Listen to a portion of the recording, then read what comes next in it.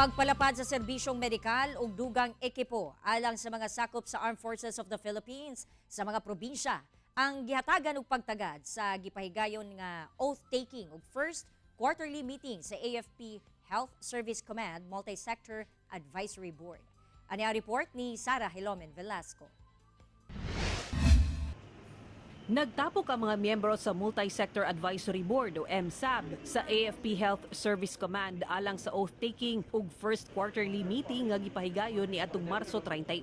Ang mga napiling miyembro sa MSAB gisugat ni Major General Edgar M. Cardinoza, ang hepe sa AFP Health Services Command sa Viluna General Hospital sa Quezon City. Kini aron hisgutan ang pagpalambo og modernong medikal sa tumong nga mas mapaduol ngadto sa mga sakop sa Armed Forces of the Philippines nga anaa sa yung probinsya. Nag-oath-taking isip board members sila si Mr. Oliver Victor B. Amoroso, ang First Vice President and Head of GMA Regional TV and Synergy and Acting Head sa GMA Integrated News. Dr. Benjamin S.A. Campomanes Jr., Executive Vice President and Chief Medical Officer sa St. Luke's Medical Center. Dr. Leonita P. Gorgolon, Assistant Secretary sa Health and Policy and Infrastructure Development Team gikan sa DOH. Brigadier General Peter C. Suchanko, Chief of the Judge Advocate General Service. Engineer Ramon P. Devanadera, 2nd District Engineer sa DPWH sa Quezon City, ug Mr. Ramon Stephen R. Villaflor, Vice President sa Corporate Social Responsibility Group sa PAGCOR. Sa kasamtangan, adunay ginatukod nga ospital sa nagkadaiyang command centers sa Southern Luzon,